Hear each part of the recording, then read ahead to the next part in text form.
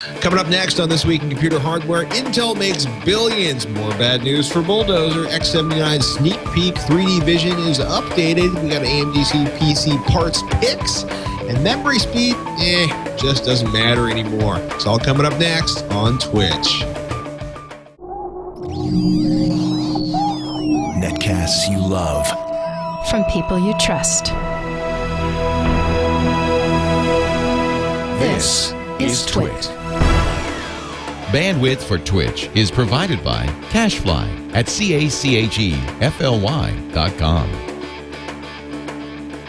This is Twitch, This Week in Computer Hardware, episode 142, recorded October 20th, 2011. Intel's crushing it.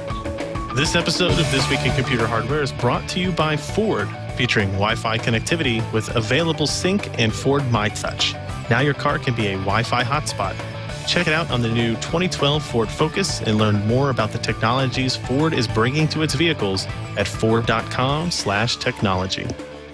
And by Netflix. Watch thousands of TV episodes and movies on your PC, Mac, iPad, iPhone, or TV instantly. All streamed directly to you, saving you time, money, and hassle. For your free 30-day trial, go to netflix.com/twit. Welcome to Twitch, This Week in Computer Hardware. I'm Patrick Norton, joined as always by the traveling man, Mr. Ryan Shrout, currently located outside of Blizzcon, I believe in Los Angeles, California. Mr. Ryan Shrout, sir, how are you? I am doing very well. Never been to Anaheim before. I'm going to go to Disneyland on Sunday and Monday with my wife. She's flying down, so that should be interesting. But I tell you what, so we record this on Thursday. BlizzCon starts on Friday, and like no lie, I have an exhibitor badge, so I got to skip all the lines. But people are just kind of like lining up to register and get their badges and stuff. Lines wrapped around the entire outside of the convention center. Had to have been when I walked by at 3 o'clock. 2,000 people and basically a single file line wrapped all the way around there. And from what I've been told, lines are like many hundreds of people deep to be the first in line when the Blizzard store opens, like the store that opens that sells T-shirts and character models and weird stuff like that. I mean, this, I was talking to somebody from Nvidia. I was like, I thought QuakeCon had some, let's say, dedicated fan. This is another level. We should point out, for those of you not familiar with BlizzCon, what is BlizzCon about, Mr. Shrout? So it's a convention held by Blizzard all about World of Warcraft, StarCraft, and this year again Diablo. So all of their individual titles. So I mean, it's an entire convention that's probably going to have 30,000 attendees for what is essentially 3 games: StarCraft 2, World of Warcraft update, and a Diablo 3.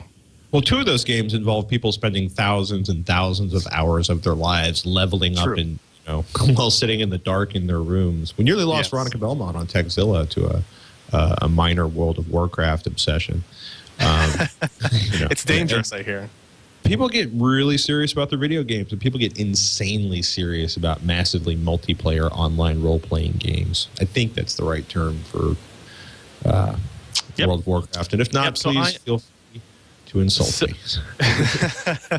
So I'm here, and we're doing something similar to what we did at GeForce Land last week, where we kind of show off some games and show off what it is with an older graphics card versus a newer graphics card and kind of do those types of comparisons. So if you happen to be in the area and you are listening to this, make sure you stop by. I'll be at the Nvidia booth Friday and Saturday at a couple different show times as well. So come by and say hi. 3D vision gets updated with light boost, larger panels, and new glasses. For those of you in the audience who are, much like those of you in the audience who had difficulty with BlizzCon, 3D vision is NVIDIA's 3D gaming technology designed to work with computer monitors, or at least started to back in 2009. You got to see the launch of that on the USS Hornet last week in beautiful Alameda, California. Where I was doing demolition while you were playing video games. Not that I'm angry and bitter. You sound a little bitter. I'm not going to lie. You sound a little bitter. I was playing new levels of Battlefield 3, and you were, there's some fun taking down walls. Not in the 21st century where you've got to wear a HEPA mask and like Tyvek jammies and It's fair all enough. the fun's out of demo. So, but 3D Vision 2 is not a huge dramatic change over the first iteration of 3D Vision, but they do improve things in a couple of areas. One, they have new glasses. The new glasses have 20% larger lenses. What the benefit of this is, you get less ambient light the side of the glasses, I guess. But because the lenses are bigger, you get more of the light you do want, which is the light from the display into your eyeball, which is very important, obviously, if you want to see the image that's on there. They still don't look particularly cool. They look a little bit better, but they still look like nerdy 3D glasses. There's not much you can do about that. What's also interesting is they've upgraded the hardware in the monitors, like a 3D Vision monitor with light boost technology, as they're calling it. Essentially allows the LCD panel, rather than having a consistent intensity of lights coming out of it, it flickers the light, pulses it in time with the lens changes on the glasses. So I was afraid at first that this would be perceptive. You'd be able to perceive it if you weren't wearing 3D Vision glasses, if you were watching somebody else play it. That didn't really happen. That's but good. what this allows you to do is it allows them, one of the major drawbacks to 3D Vision was how much brightness you lose on your screen when you put on the glasses. I mean, you could sit there and look at it, even though it was kind of blurry in 3D mode. And as soon as you put the 3D glasses down, your brightness is essentially half, because you're only getting half of the light at any one time. This, they're able to kind of, it's not a term, overclock the monitor in time with the glasses. So, and then with the larger lenses, you get something that they're calling 60 to 70% more light in the actual gameplay that you're getting. And I got to try it on the USS Hornet and play with it there. And it was, you could try both different glasses and monitors side by side. And there was a noticeable difference. 3D Vision 2 was definitely brighter. It still has the same drawbacks. It's still more expensive. There's still some people that don't like the effect. There's still some people that can't see 3D. Right. But if it's something you were interested in, they've basically upgraded the hardware, and there's no increase in price, which is nice. So. No, this is a good thing. It's funny watching. People are either really into 3D or really not into 3D, especially in the HD TV arena. We hear that all the time. HD Nation. It's been an interesting couple of weeks for AMD, and of course Apple. And it's like everybody's reporting their earnings. How much money did they make? And I like how you put it in PC perspective. Q3 2011 earnings. Quote, "This should come as a shock to no one. Intel made a lot of money this past quarter. We again have seen new records in both gross revenue and net income." And then you start talking financialese, which I won't try to interpret because I suck at it. But basically, Intel's making money hand over fist, which makes me want to say, AMD, keep going. Keep working on that processor design. Catch up to Intel, because that's going to force them to take a close look at the 60% profit or the 60% margin they want to make on profits and potentially reduce it, making more powerful computers more affordable. But it's been... So, I mean, to kind of put it in perspective, they in just the quarter, they profited $3.5 billion on $14.2 billion in sales, which, those are just numbers. But take into consideration that AMD doesn't do that much total revenue in a year. Right. $3.5 billion. Maybe they do 1.5 or something like that. So that tells you, just how disparate these two companies are from each other, and how much. I think it actually kind of makes it more impressive that AMD is able to keep up in the fashion that they are, even though they're such a significantly smaller company. The only other kind of interesting things here: huge growth in notebooks. They even had, the McAfee and Intel Communications divisions provided $1 billion to the bottom line. So the purchase of McAfee didn't adversely affect them; it actually positively affected them.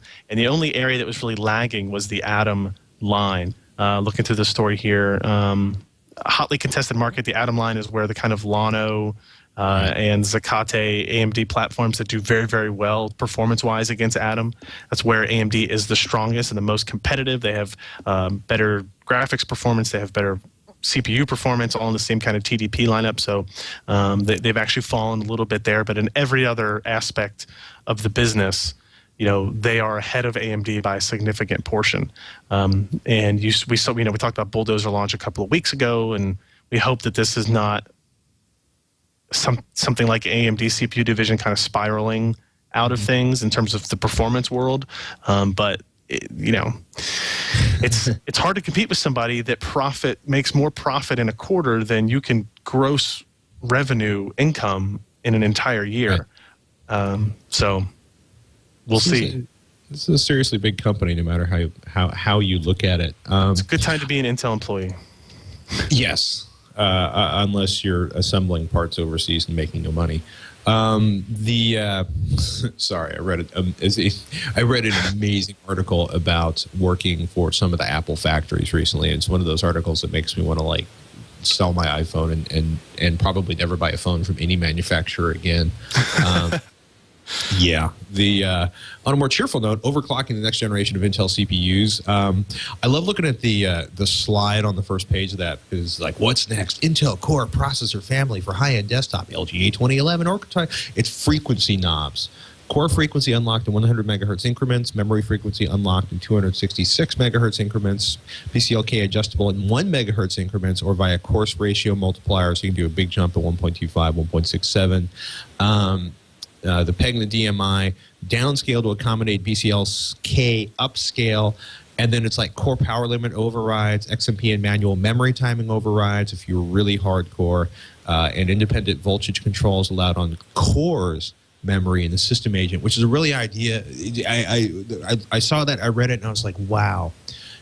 That is really serious when you're looking at overclocking and you're trying to get the most out of a system, and you start varying the voltage available to the individual cores on the CPU. That is amazing.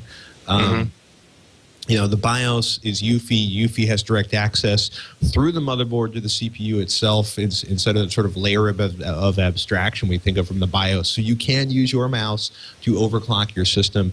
This is either going to be really fun, or they're going to have bin sorting so tight that you're not going to be able to take advantage of it without buying a more expensive processor anyway. At least that was the thought I had. But just the whole idea of decoupling the main clock is just so cool. So the one interesting thing about this kind of reveal and what new overclocking stuff is going to happen in the X79 chipset is that if you've ever overclocked Sandy Bridge, you know that overclocking that base clock, the core frequency of 100 megahertz, is really hard to do. Getting anything over 103, 104, 105 megahertz really starts to create a strain. Intel actually went in and added specific, what they're calling straps or new multiplier options that will allow you to bump that up to 125 megahertz. Even though you couldn't get to 110, you can bump it up to 125 while keeping all the other clocks at the same speed. So maybe now you can start at 125, you can get 126, 127, 128, 129, 130. If that works out, you can go up to 167 and try that. And it keeps everything else in time, it keeps the PCI Express in time, and you don't have a lot of those kind of scaling issues with your overclocking, which is nice. This is a good thing. Yeah. So the other thing that's interesting, GeForce LAN 6, obviously a bunch of announcements going on there. The EVGA demos X79 classified motherboard at GeForce LAN 6. And all I can see is the EVGA classified logo on the board itself and an Intel branded water cooler. And I was just or just an Intel brand on the water cooler. What's going on? Was this just an early sneak peek at the X79 motherboard? Are you excited? I'm excited about X79. I think X79, I have become more excited about it over time after a couple weeks, or last week actually, going out to see ASUS and talk with them about their products, talked with MSI about their products, and a lot of their excitement about the platform has started to rub off on us. And then EVGA showing off their platform, which was really a very cool motherboard. It's been a while since they've been in the motherboard business. I think they made some X58 boards. They're obviously a brand that caters to the enthusiast, the extreme overclocker, the extreme gamer. This motherboard has support for a lot of overclocking features. It has support for quad SLI. It can run 4 dual slot graphics cards on this motherboard. If you look at the board, it almost looks kind of plain and kind of empty. But what it does is It doesn't give you a lot of the other fluff. You don't have PCI slots. You've only got a single by one PCI Express slot, and it's actually right below the primary by 16 slot. So your likelihood of using that is pretty minimal. It's a pretty cool looking board. They demoed it. It's got eight USB 3.0 ports on the back, which is really nice. And as far as the Intel cooler goes, just like AMD released a kind of a custom-built AMD branded water cooler for Bulldozer, Intel's going to do the same thing with Sandy Bridge E. Nice. It's an Asetek built cooler, custom fan design, that type of stuff, but they're going to sell it completely separately. Whereas AMD will let you buy Bulldozer with the water cooler or without. Intel, it's just separate. It's separate all the way around. So it'll be interesting. It's everybody and their brothers now doing self-contained water cooling kits, it would appear.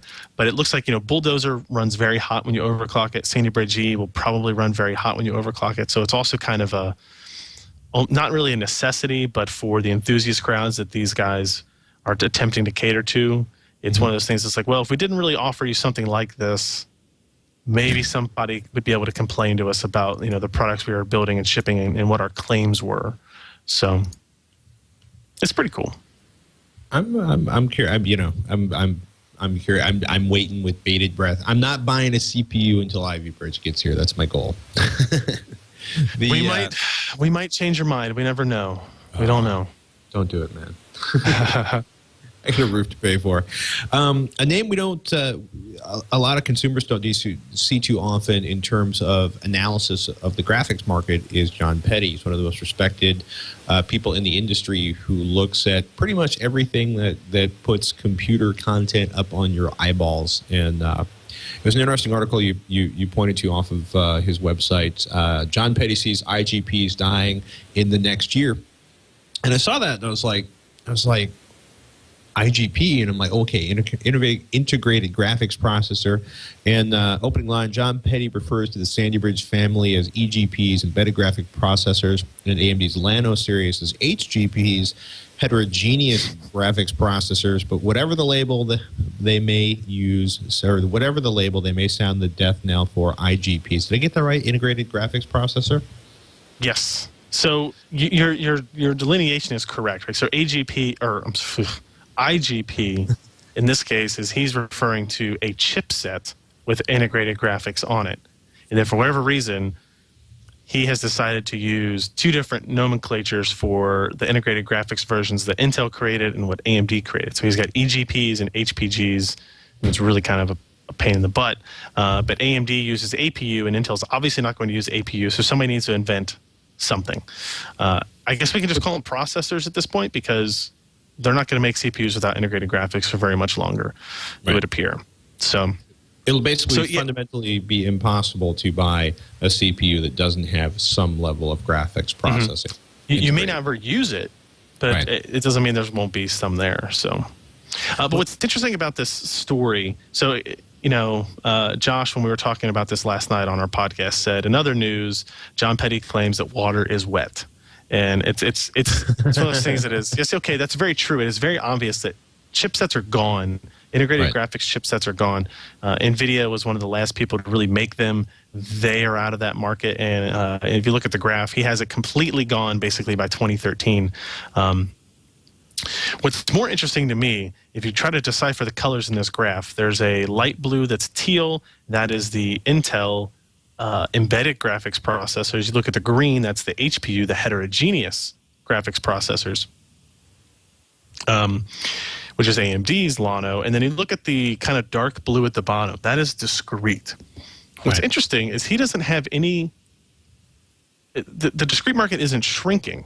It stays relatively the same. It might even... It's hard to tell. It might even grow just a little through 2016. But what is happening is that it's market share, the percentage of units, right? So if you look at 2008, they're saying just a little bit over 100 million units out of 380 million units, right? But if you look at 2016, they're saying something like 150 million units out of 800 million units. So while the market for discrete graphics, according to this report, will remain steady, it will slowly kind of not shrink. I don't know what I say, but its market share will diminish because of the growth outside with the integrated processing type stuff, integrated graphics processors. Is it growth, or is he predicting that AMD and Intel will manage to deliver such a tremendous amount of graphics performance integrated with the chip that a considerably fewer number of effectively a smaller percentage of the overall market will require a discrete GPU? That's exactly correct. Basically, video gaming needs, because that's such what drives it at this point. Okay. And even very, very light video gaming will be able to be addressed by these integrated CPU GPU combo processors. Right. Llano can already do that relatively well with basic games, and Intel's Ivy Bridge will be a pretty drastic improvement in graphics performance as well. We always thought that this would kill discrete market. I don't think it's not going to kill the discrete market, but it's a smaller portion of the pie. Let's say the pie is getting bigger. The slice that is discrete remains the same size. And this is another reason why a smart company like Nvidia would look around and go, we need another revenue stream, and get involved in basically the mobile processors that they announced Tegra. back at I'm sorry, Tegra, and then Project Denver, that kind of stuff. Yep. Yeah, it's interesting to watch, and this isn't even looking at the percentage of the market that's going to be the massive amounts of portable, basically super phone CPUs with integrated graphics and integrated everything else. I think it's going to be interesting to see what this chart looks like in 10 years from now, if people remember GPUs. I'm going to let you talk about the cruelest graphic picked for a benchmark article in a long time. That would be Jeremy's fault. I'll blame our news editor Jeremy for that. So there was an article. It was actually a really good article that went up on TweakTown that is not loading for me all of a sudden right now. I'll tell you what, why don't we take a moment? There's actually a story I managed to skip because we were moving too fast. We have a fantastic, a wonderful, a delightful new sponsor this week. Ford. Oh, right. Yeah, so Ford is back in the saddle here. They are ready to start talking about some new technologies that they have in their cars.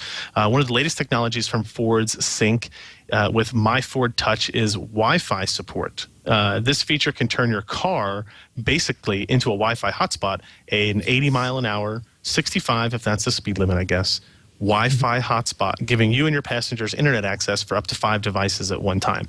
So here's how it works. It probably is as you would imagine it to be. You establish an internet connection to the Wi-Fi hotspot by plugging in a portable wireless access card from one of the wireless carriers like AT&T, Verizon, or Sprint, whoever, into a USB port located on the center armrest console or the glove compartment or under the radio, depending on whatever particular model of Ford vehicle you have here.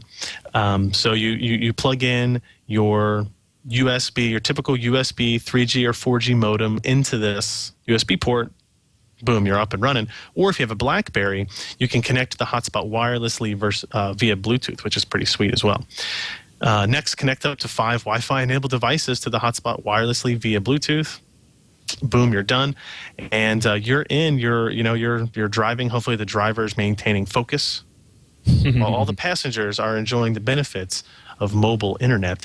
Now your passengers can access music. They can browse the internet. They can download apps. They can play games via Wi-Fi, all while laughing at you because you're the one stuck driving for the next 3 hours.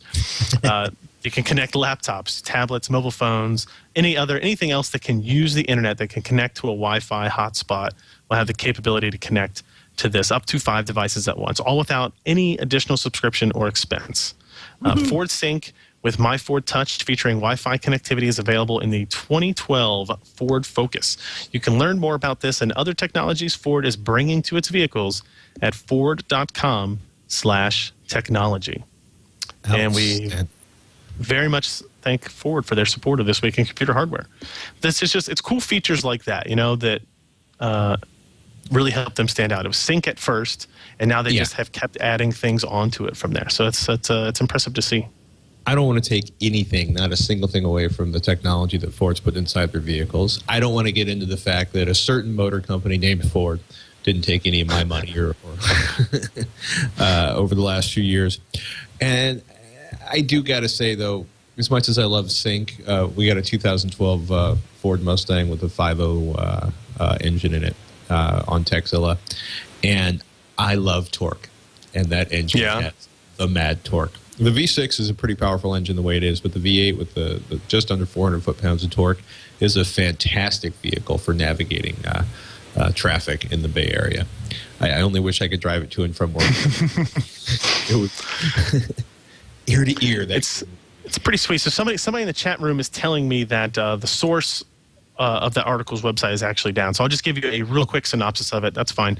Basically, they ran a test where they had 3 Radeon 6970 graphics cards paired up in a Crossfire X configuration, so 3 GPU configuration, and they ran it on an overclocked Sandy Bridge and an overclocked Bulldozer part.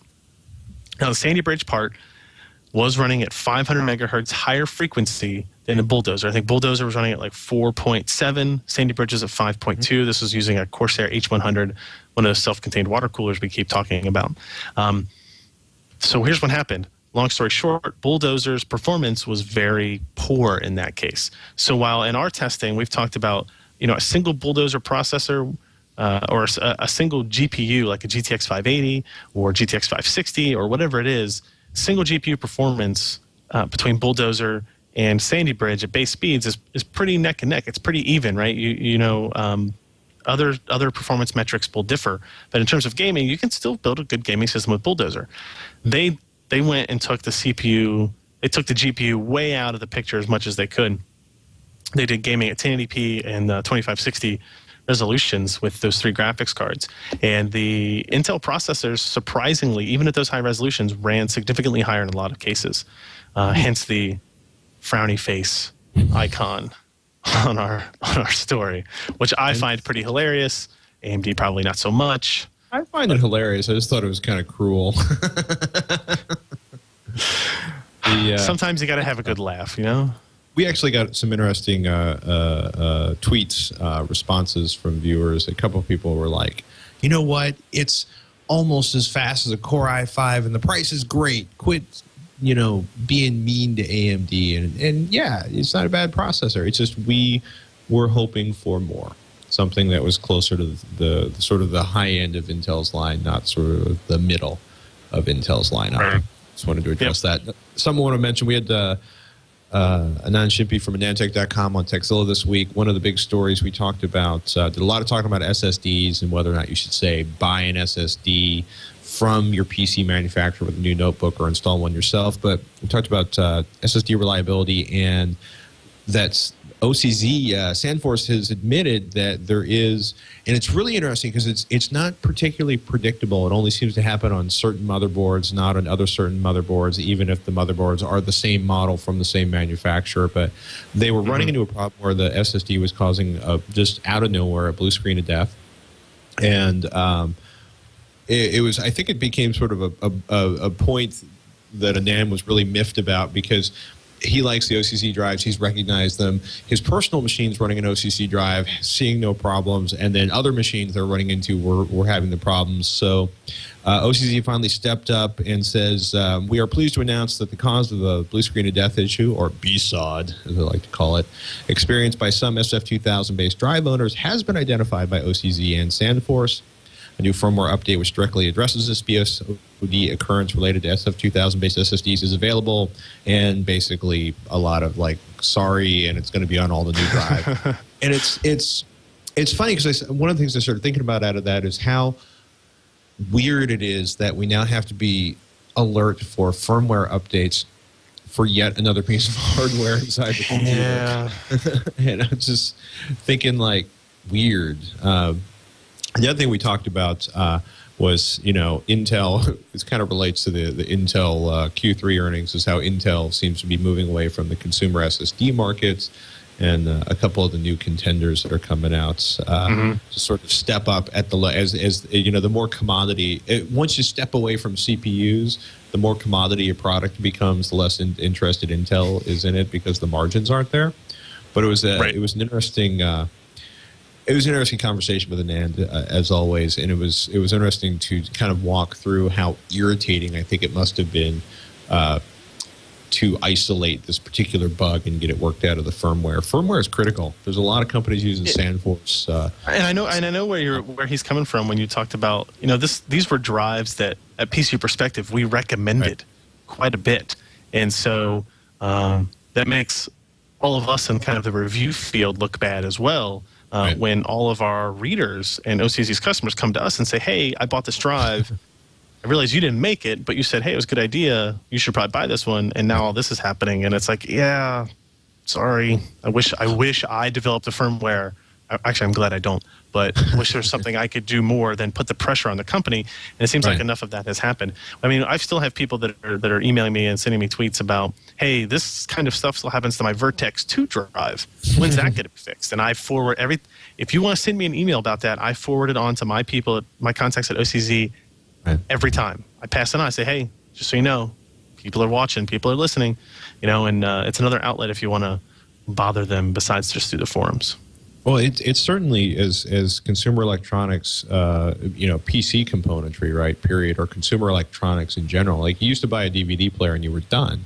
Then you buy a Blu-ray player or an HD TV, and you can expect for a period of time firmware updates, either to deal with sort of fixing flaws, or even better, adding more additional capability into it.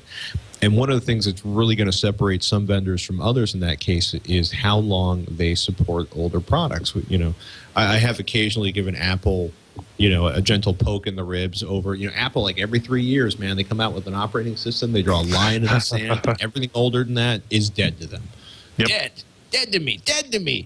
And people are like, that's ridiculous. My machine is 4 years old. And it's like, yeah, you're right. But that thing that it just works Apple thing, the way they managed to keep it so simple is by just lopping off all the older stuff, not dealing with legacy hardware. And that's great unless, you've spent, your life savings on this computer you want to use for 7 years, and 2 or 3 years in, it won't work because there's, some new feature not added, or you have my nightmare is that they come out with some change in Blu-ray and like half the Blu-ray players in the world won't be able to get a firmware update that's required to use it. That is completely not going to happen, but it's, as everything gets more complicated and firmware gets more sophisticated, it is something that keeps me awake.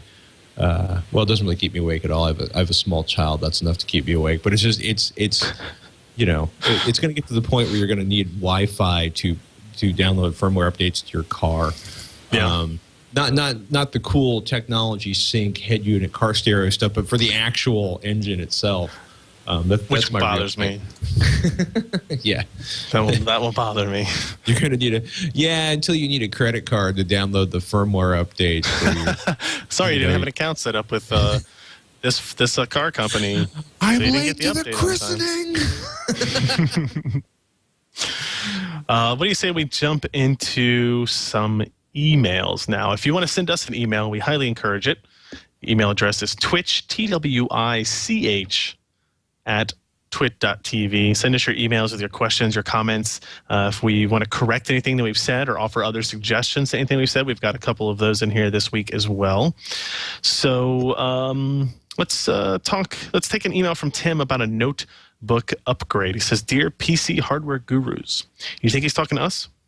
I think he's talking to you.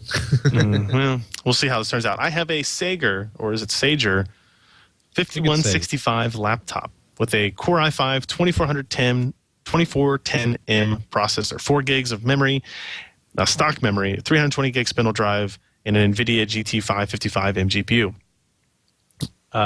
He wants to upgrade the memory and the hard drive. He's looking to put an OCZ Vertex 3 120 gig SSD. Make sure you put that new firmware on it before you do so. He's also looking at getting a pair of Kingston HyperX 1600 megahertz 4 gigabyte performance SODIMMs. But I can't get a concrete answer as to whether this laptop with this CPU will run the DIMMs at 1600 megahertz or downclock them to 1333. I hope it can run at the full 1600, but even if it downclocks, do you suppose it will still be worth a relatively small premium over a pair of standard 1333 sticks, especially considering that it will still run at lower latency? No. Yeah, probably not. First things, I don't have any experience with this laptop. I'm going to guess. So this is like an ODM notebook. This is a little bit more customizable than the majority of notebooks that you probably could buy. I'm guessing you can go into the BIOS and set this to 1600 megahertz. However, if you cannot, it's not going to run at the lower latencies. Ooh, check this out. So I found the listing for it at SagerNotebook.com, the NP5165. Yeah. So dual channel DDR3, SODIMM sockets, support for DDR3 1330, 1600, 1866. However, the real operation frequency depends on the front side bus of the processor. Okay. Yeah. So that will depend on the 2410M, which if I look it up at the fancy schmancy Intel ARC, it is a 2.3 gigahertz processor, bus core. It says it supports it says it only supports memory types of DDR3 1066 or 1333. Yes. So yeah, it doesn't look like it would support it. The BIOS, motherboards, desktop motherboards can get around that, and they can adjust settings a little bit more frugally. Usually in the motherboards or in notebooks, that doesn't happen as often. It's possible yours does. If it doesn't, the latencies, it's not going to run lower latency because it's going to do the lower latency. It's going to do the lower frequency and the higher timings that match what it's comfortable with. That's what it's going to do. If it doesn't let you change it manually, it's going to take over everything. It's not going to, use the latency but not the frequency type of thing. Does that make sense? Yeah. So unless you can find capability to do it essentially in an overclocking fashion, I don't really see a need to spend any kind of extra money on it. I'm going to say it right now. It's 3 years ago, 5 years ago, memory speed was yielding some improvements that were benchmarkable. I don't think anybody in normal day-to-day use is going to know the difference between 1333 and 1600 in running their system. we're going to see X79 add an entire channel of memory to a motherboard, and I haven't tested it yet, but I don't think it's going to be any kind of difference maker in reality. It would be interesting to run some benchmarks and look at the difference. But the reality is I know you want it, Tim. I know you want the fast notebook. I know you want the fastest possible notebook you can have. But I just don't see much use for spending a premium. For the I don't spend the extra money for the 1600. Get the 1333 and Yeah. You can still get that SSD. Still good buy there. But I don't think. Going from 4 to 8 gigabytes of RAM, I'm with you on that one. If you do photo editing, video editing, large applications, particular games are starting to suck through a lot of memory. You like to keep 2,000 tabs open simultaneously like I do. The extra RAM is a big help, but stick with the 1333 and keep things simple. I'm just saying, man. Mm-hmm. Buy branded memory. Buy a good quality branded memory. That's actually a good question for you. What's your favorite brand of memory right now, Ryan? Corsair does a good job of both creating super high-end SKUs and what I would consider not low-end SKUs, but branded modules with heat sinks that are low cost. Right. Memory has become a commodity item, so it's hard to say that any of them are bad. It's just a matter of which company you're most comfortable with in terms of their support, that type of thing. And Corsair has done a good job there. So that's a good thing. Yeah. Corey's got a question about GPU temperatures. Says, "Hey guys, awesome show." Thank you, Corey. I'm running 2 Asus EAH 4890 cards in Crossfire, neither of which are overclocked. With the way my motherboard, the Asus P6T, is set up, I love that motherboard. The 2 cards are, but not as much as my new one with the UFI BIOS. The 2 cards are right next to each other. I have 3 PCI X16 slots, but the third only runs at X4, and the Crossfire X ribbon won't stretch. This results in the top video card having its fans completely blocked by the bottom card. While playing Battlefield 3 on high settings, getting an average 30 frames per second, the blocked GPU reaches temps of over 90 degrees Celsius. What is the danger zone for GPU temperatures? How harmful is it to run a GPU at this temperature for a few hours at a time? Thanks in advance, Corey. So what's the thermal envelope for a 4890? So pretty close to that. GPUs in general can have the capability to run much hotter than processors. I've seen GPUs running at 100C, just over 100C, but I don't want to see them running at that temperature very often. We did it. We would find it by running Furmark on, SLI or cross-fired systems and that kind of stuff. Real hardcore stress testing, not normal usage. So that it's something to be kind of worried about. Battlefield 3 is very, very hard on your GPU. It makes sense that this might be the first time that he's seeing these types of results with those cards in that configuration. So it's an interesting, because if it's the card I'm looking at here on the internet, it's basically you've got two fans, a lot of passive heat sinks for the memory down on the board with the fans. And I can totally see where basically it can't blow air out, right? Because the top of those two fans is covered. And you may just want to experiment either with putting a fan in a different position that'll pull air through that card, because you've got some options there. There's slots that allow cool air to come from outside the case. Basically, there's slots cut into the slot covers at the end of that card. You might want to experiment removing both those fans entirely, placing a different fan configuration on there.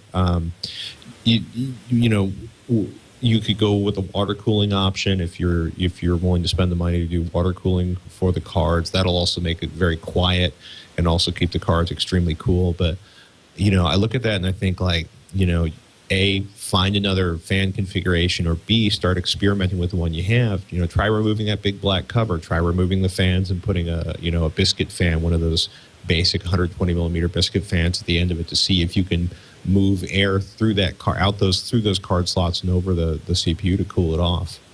But it's probably going to require experimenting if it's that tight inside of your case. Yeah, I mean, it could be. It's not going to help It's not going to help dramatically. But if they're in your case, maybe loosen the screws that hold them up, and maybe try to pull the brackets apart a little bit more. Try to create a little bit more space between the cards. Obviously, you don't want to stretch or pull anything that might flex the PCB. Also, make sure that you have good airflow coming in the front of the case, cool air coming in somewhere. Right. Because those cards exhaust out the back, like Patrick was saying. So you got to make sure it has a good source of cool air coming in the front of your case. Check for fans and dirty grills and all that kind of stuff. But yeah, you definitely dirty grills. Sounds like a pop song. The 90C is worrisome. I would almost say, I wonder, and obviously they're trying. A GPU company has a specific goal in mind when they set up those fans, right? So I'm assuming it's pulling cool air from the slots and cool air from the back of the card and spitting it outside. Basically, if the card is here, big red fans are on this side. I'm assuming it's bringing in air here, and poking it out that way. And of course, there's exhaust because your cards are shoved up next to each other.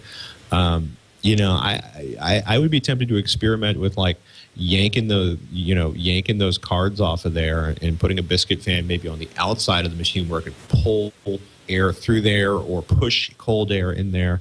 Yeah, and now I'm back to hacking around with you're going to have to start experimenting. Something you do will give those cards more air, and it may require you power drill and a little bit of patience. It's always a little terrifying when you start, hey, this is my $2. Get out the Dremel. Dremel tools are so useful. Embrace the Dremel. Embrace the mods.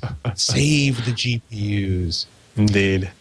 Or you could just fire up Netflix and have a relaxing evening at home without a Dremel tool spitting little bits of disc into your face. Always, by the way, when you're grinding with a Dremel tool, use eye protection. Ask me how I know. We'll save that story. Patrick's blind in both eyes. You didn't know, did you?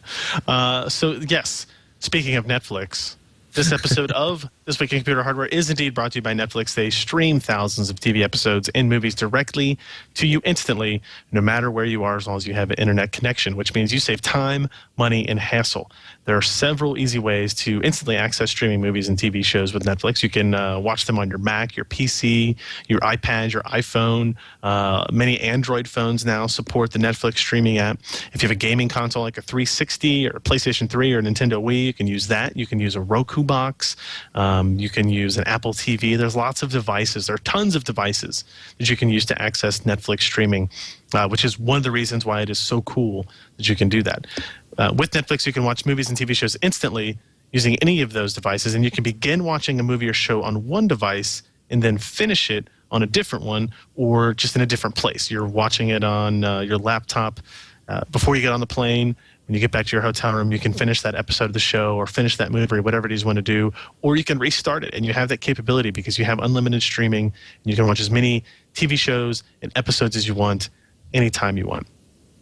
Whichever way you choose to access Netflix, you can watch them, like I said, as many times as you want, and you can cancel at any time if you don't like the service. I don't think that's going to be an issue. Once you start to use the streaming service and really see the benefits of it, I think you'll want to stick with it. So try Netflix today, 30 days, completely free. Go to netflix.com/twit. Be sure to use that URL when you sign up for the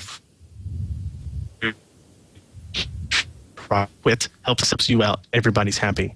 We thank Netflix for their support of This Week in Computer Hardware, and we hope you enjoy watching instantly with Netflix.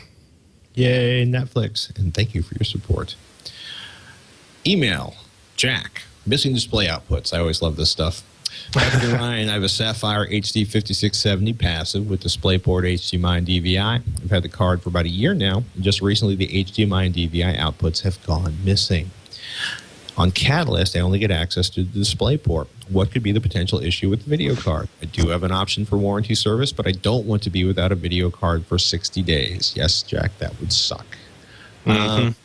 You know, whenever I run into a GPU problem of any type, the first thing I do is reinstall the driver.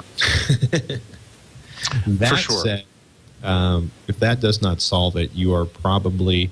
It's kind of funny. I'm trying to figure out what could fail on a GPU that would cause just the HDMI DVI output to go. Is there a particular component that links those two together? That Yeah, I'm thinking so, because DisplayPort comes through a different output channel than HDMI and DVI. That's why, well, yeah, because you can have HDMI and DVI and then DisplayPort, but you can't have 3 DVI ports on those cards. So there is a capability that maybe one particular component on the board has gone bad. It's interesting. He says when he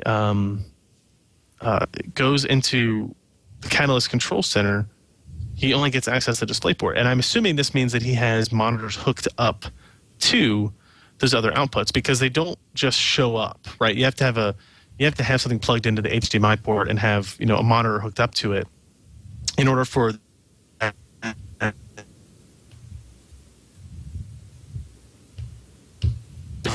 almost 100% empty ports and allow what you want to ask there, unless you kind of manually override it. So I don't know what he's exactly trying to do there. I'm assuming that he's tried that. He's hooked up an HDMI port to a TV and that it just doesn't work that way. I would definitely start with the driver. And then if that doesn't work, then yeah, I mean, there's no other, you can't update firmwares. It's not a routine thing to do, is update firmwares. And if you don't see any particular issues with that graphics card that are common, then yeah, you may have to do an RMA process, which does kind of stink. But sometimes those happens. At least it's still an option for you, because there's nothing worse than finding out like you missed. I had a piece of hardware recently that gave up the ghost, and I missed the warranty period by 3 days. Yeah, so check now before it gets too late. We have an email from Johnny about which AMD parts to pick. He says, "Hi, Ryan and Patrick. First, let me say I'm a big fan of the show and also PC Per and Texilla. We appreciate that. Thank you very much. Keep up the great work. I'm ready to upgrade my computer, and I took Patrick's advice. I saved up the money for all the components I want, and now I'm ready to make my purchase. I'm recycling my case, and I know what power supply, video card, and hard drive I'm getting. it's nice up front.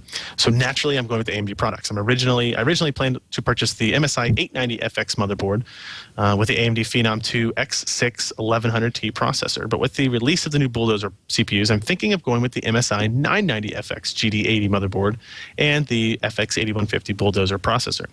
I've been seeing mixed reviews on the newer components and would really like to hear what you think. Should I spend the extra money on the Bulldozer components, which some think is not a big leap in technology, or stick with the latest generation of components? Or, I'm sorry, stick with the last generation of components. Keep in mind, whichever way I choose, this will be my computer for the next 3 to 4 years. Would love your input. So I think the motherboard choice is easy.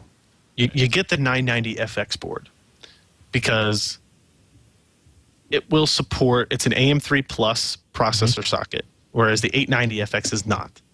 Okay. That automatically gives you more future proofing, right? So then no matter what processor you pick today, you have the ability to drop in another Bulldozer part down the line if they somehow make it infinitely better. My choice would be at this point to get a 990FX board. Doesn't necessarily have to be that super high-end GD80 board, but a 990FX board. And I would probably get the Phenom X6, to be perfectly honest with you. But I can see why people might choose Bulldozer just because it's kind of newer and fancier and all that kind of stuff. But you can get an FX. I think you can get a Phenom 2 X6 1100T. Let me double check before I just go quoting numbers at Newegg for $189. Quoting is okay. Inventing is a problem. Yes, there you go. So $189 versus the FX 8150, which is what, $279, so about $100 more, and it's out of stock. So yeah, I'm talking about 30% of the price, not just $100, but 30% of the price. You know, and this first generation of Zambezi, this first generation of Bulldozer wasn't that great. Maybe they come out with Bulldozer and it's kick ass. Then you've got a 990FX motherboard and you can still go down that route if you really want to. Truth to power, Mr. Shrout. I'm always a fan of flexibility. That's what's so key with my selections, right? Yeah.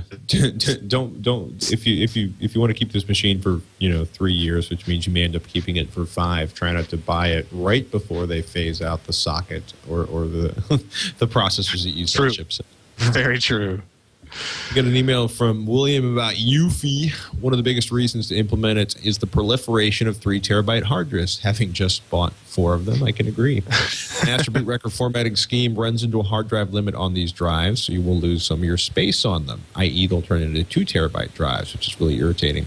Macs don't have this problem thanks to Apple using EFI and all Intel Macs. Did I mention the 3-year hardware cutoff? They use a GPT partitioning scheme that can handle more than 4 primary partitions and can use the full disk space. Technically, GPT does not require UFI, and UFI does not require the use of GPT. Master boot record is supported. Unfortunately, Microsoft has decided not to support booting from master boot record on UFI booting systems and to not support booting from GPT on BIOS-based systems. In order to boost, is there a reason for that? I've actually always wondered.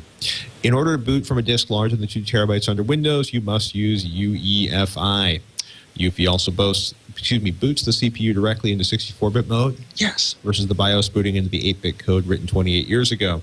There are claims to faster boot times, but I can't test that, although I did get a Windows 8 box to boot in 45 seconds on my MacBook Pro and UFI. Don't try this at home, kids. This without an SSD. Yeah, I love UFI. I was talking about this last week. I've got a new motherboard, a new Core i5 system, and I'm sitting here like playing with overclocking. It's like, yes!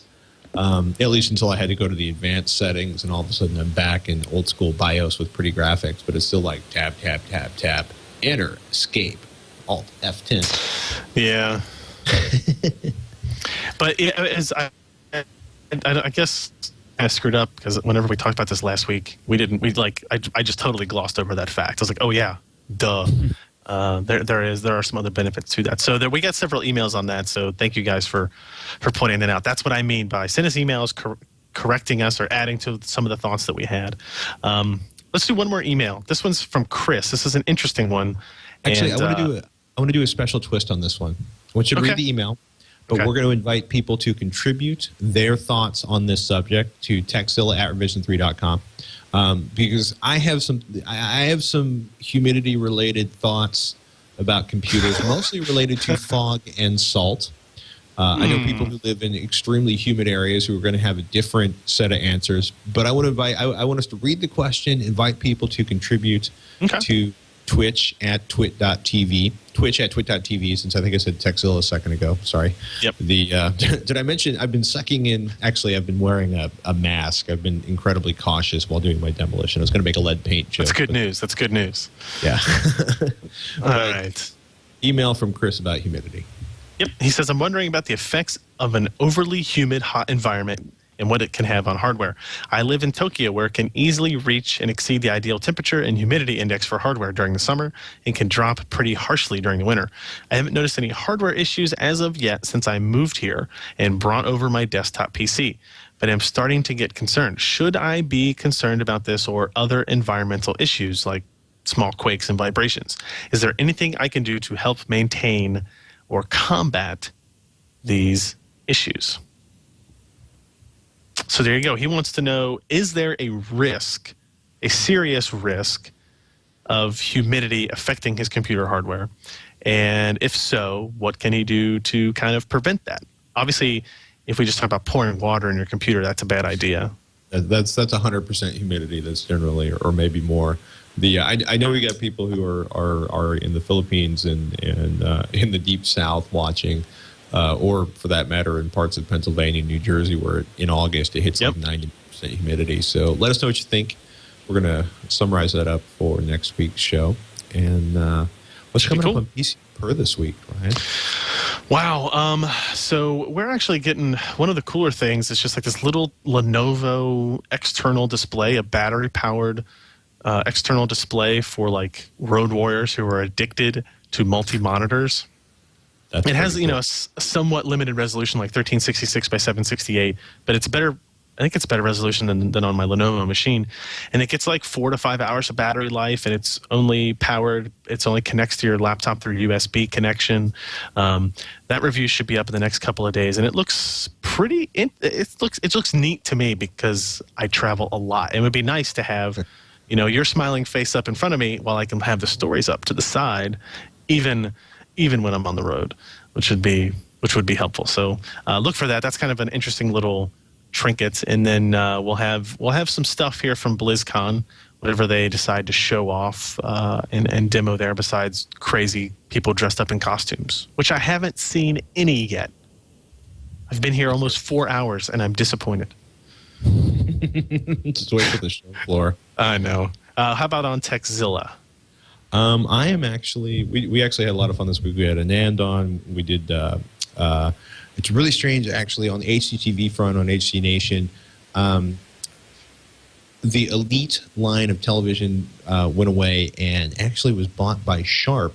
Sharp basically pulled together the engineering that created, I want to say, Pioneer's Elite televisions and did their own television. Not, oddly enough, a LED, but not a plasma, but an LED version of the Elite. And it is getting some really enthusiastic reviews because of the extraordinary contrast levels. So if you are curious about what the newest, most amazing television ever is, check out the Techzilla that just posted. So we had a lot of fun in that episode. Nan was talking about SSDs. We were doing that. We talked about free defragging tools, why you aren't going to wear out hard drives, which is always fun to talk about where the head is on your hard drive. It's not touching the disk. No, very close, but it's not touching the disk.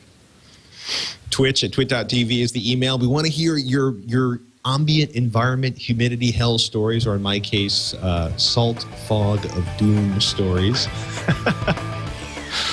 Ryan Shrout on the Twitter, Patrick Norton on the Twitter, if you want to contact us directly. And hey, thanks everybody for listening. I'm Patrick Norton. I'm Ryan Shrout. See you next week on Twitch.